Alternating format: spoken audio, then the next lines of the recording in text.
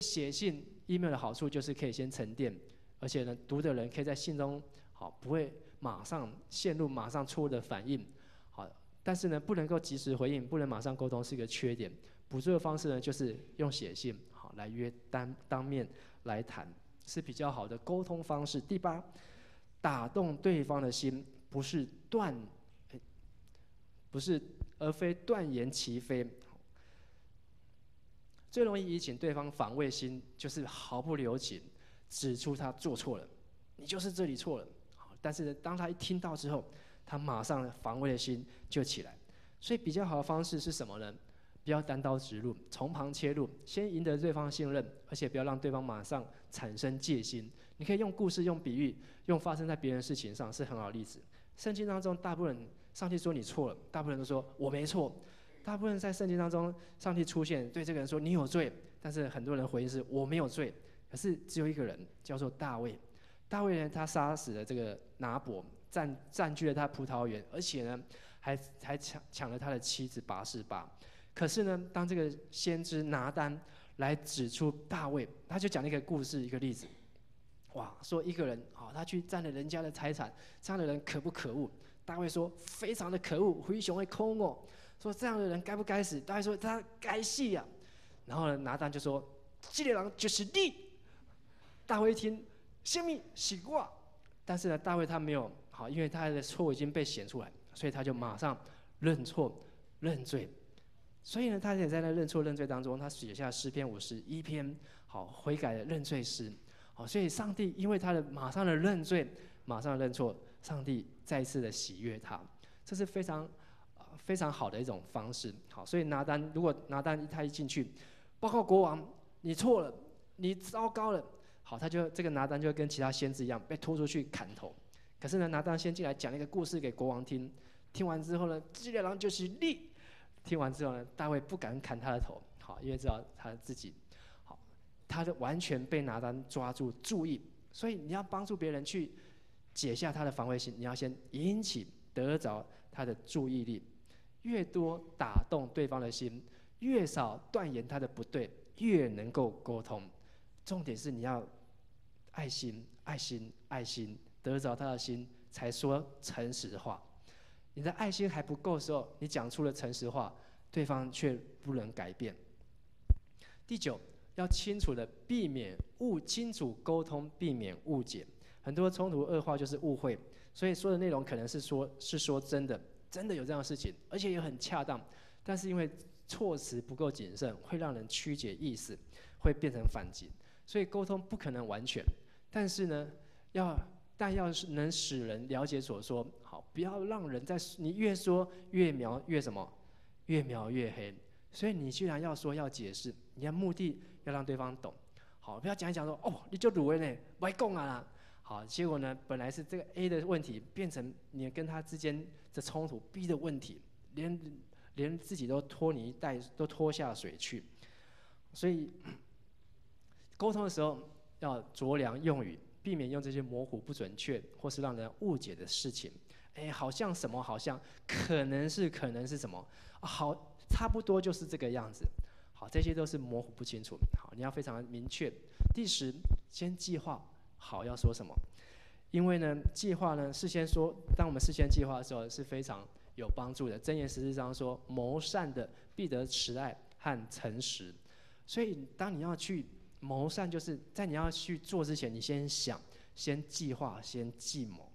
当你要去谈论重要的事情，想要去和对方谈他的一些过错的时候，你可以先思想。你知道在我们教会里面常常有很多事情要处理，很多的问题要去解决。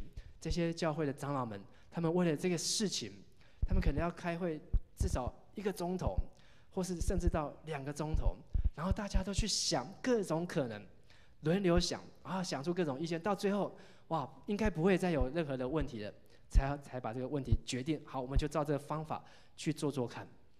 所以大家都一起在寻求，在计谋。如果一个意见说好，我去做看，好，可是他去做回来，啪，可能马上就遇到困难和挫折。所以在教会，我们为什么需要开会？为什么需要常常协调会议？就是为了沟通，为了要谋善，为了要把事情做好。事先我们可以想的话呢，有这几个我们可以事先来想 A B C D E F。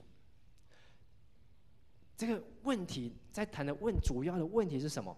第二个可以辅助，你可以用什么样的故事，像拿单好讲那个比喻，或是呢我的感觉，在这个事件当中，我要呈现出我的感觉。这个感觉就是我觉得我很无辜，或是我要表达出我觉得我很愤怒这些感觉的字眼。好，你要怎么样去把它表现出来？好，第四个好，问题对你还有对别人造来影响。第五，你的建议可行的方法。第六，问题解决可以带来的好处，这是你可以去谋善，你可以去思想，想一想，然后呢把它融会贯通。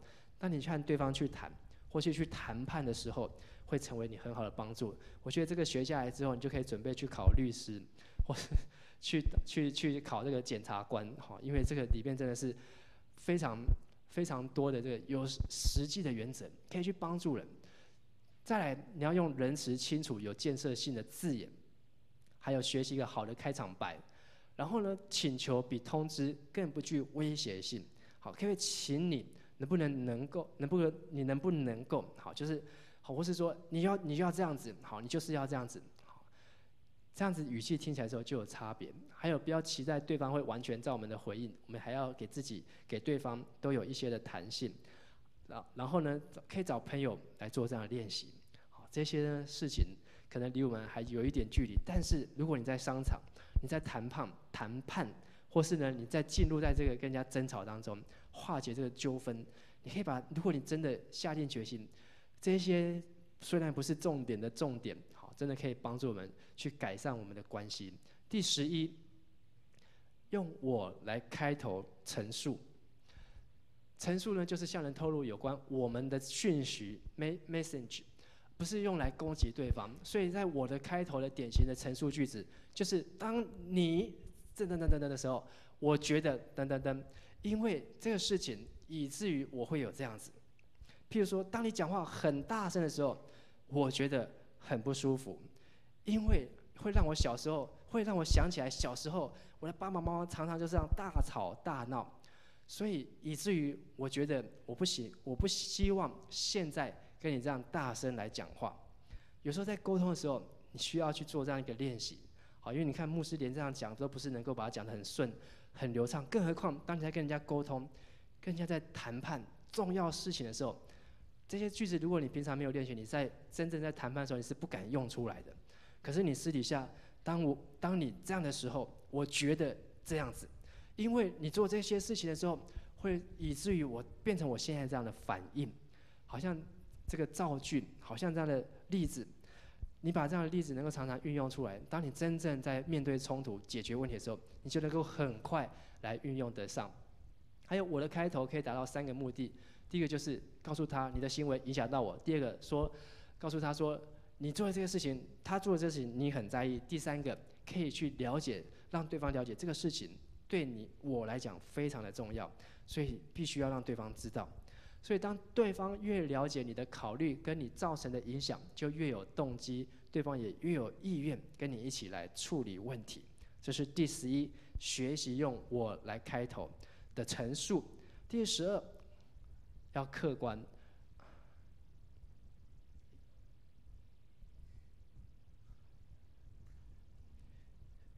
客观，如果我们有时候有太多的主观的意见跟判断的时候，会传达一种傲慢、责难的态度。但是如果我们不要用夸大的词句，你总是这样，你从来都这样，你每次你永远你 always， 这样讲话有没有很主观？是非常的主观，好，因为他用的语气太强烈。有一家公司在征聘一个会计人员，然后呢有一个雇员。他就跑来跟老板说：“老板，哇，你要找会计人员，我知道有一个人很适合。”老板说：“谁？”这个人说：“我太太。”“你太太？为什么你这么有把握？她很适合？”因为呢，我们每次在吵架的时候，他能够把以前所有的事情通通翻得很清楚，通通能够把它翻出来，所以呢，他都能够翻旧账，所以他来记账最适合。好，你可以发现这2个都是很主观的人，但是呢，我们讲话非常主观的时候，你越不容易去解决问题，你越容易去引起其他的纷争。所以要很小心自己讲的话客不客观。第13，运用圣经，但是要小心。基督徒很爱运用圣经，但是用圣经也会犯了第12的毛病，就是主观，按自己的感觉。我觉得你就是不受教，好，所以我就找了一个经节，就是来骂你，好，说凡神所爱就是神要管教你，好，所以你现在就是接受神的管教，好，或是呢你现在呢这样考试考不好，就是因为你非常懒惰，所以懒惰了说必要贫穷快的来到，好，就用圣经这样子来去按照你的意思，好，来去指责对方，因为圣经就这样说。可是呢，圣经并不是这样子用，好，如果圣经要这样子用的话，哇，那真的是圣经可以变成杀人的武器。你知道为什么中世纪就会有这么多上这个掉头台的事件？为什么会有这么多人被火烧死？就是因为他们就用圣经来控告对方，所以很容易就可以用圣经来找到人的把柄。连耶稣这样的人，他们都可以去找出一条法，然后来定耶稣十字架，好，说要想要当王。所以我们要很小心来用圣经，要准确来应用，否则你圣经用下去没有帮助到对方，挽回到对方，反而让对方更生气，他连教会都不想来了。有没有这样的事情？有啊，而且在很多教会都会遇到。他们大家都是基督徒，但是我们就用圣经。这个有一句这个台语的这个双关语，就是说，耶稣登山宝训在山上，在山顶教死人，好，教导开示教死人。但是呢，到最后变耶稣在山顶教死人，好，用圣经的话去，你是要教死人还是要教死人？好，教就是要教导，示就是要开示。你要把他越教他越不会，好，让他越生气，他连教也不来，就是把他教死人。好，所以我们要小心的运用圣经。圣经的话比两刃的剑还快，很容易正中要点。你要知道圣经的话，收跟放，什么时候开始，什么时候停止，而且要让对方有时间去思考。第14，要求回应，我们需要有回馈。好，所以呢，当我跟你讲的时候，你可以把你现在的想法，我刚才所说的，你有没有什么看法？我刚才所讲的这一切，你有没有什么样的意见，或是你想要表达的？你可以说。当你在叙述的时候，好，这也是一种智慧哦。好，如果你噼里啪啦，我讲完了，好，就这样子，要做不做随便你。好，其实你这样并不能真正挽回。但是当你讲到一半重点的时候，而且你觉得是重点，你应该停下来，要求对方回馈一下。好，因为你要知道，对方是不是真的，你也把讯息传给他。而且呢，回馈之后，你可以引起新的对话。第15，提供解决方案跟个人判断。属天的智慧呢，到最后面的时候，好，才能够把你的解决方案或是你的判断跟对方来渐渐来分享。好，所以在提供一个合理的解决方法，好，可以有利于继续沟通。好，但是在这个建议的是一个开始，好，你可以来讨论，好，而不是一个绝对。好，所以这是在让人有更多的机会跟理性去思考的时候，就越不会固执自己的理性和自己的想法。抄好了吗？16，最后一个，了解自己的有限。只有神能鉴察人心，并且带来真正的悔改，所以我们能够完成的非常的有限。提摩太后书2章24节说：“主的仆人不可争竞，只要温和待人，善于教导，存心忍耐，用温柔劝诫那抵挡的人。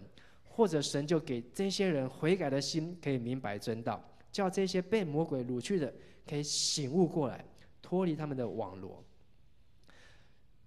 只有神能够去鉴察人的心，带来悔改。因为这些他会悔改，他会醒悟，是圣灵在做工，是神在他心里面动工。如果你这样噼里啪啦讲一讲，他就真的悔改，痛哭流涕，我错了，也不是你的厉害，而是真理在他心里面浮现出来，真理光照他的心，他就是这样，他看见他的罪，看见他本来的软弱，看见他本来的不足，所以他才真的悔改。你不要认为说啊，你看吧，我这样说一说就痛哭流涕，大家痛哭流涕。在中国有一个演讲家，这个演讲家呢，他四处去学校，中国的学校演讲，而且你知道中国的学校都是很大间。这呢，他就母亲节的演讲，他呢我就看到这个影片里面啊，他就是在影片演讲当中，他就非常的高亢，非常的激昂。你们这些孩子们，你们的妈妈这么辛苦的养你们，他们的头发都白了，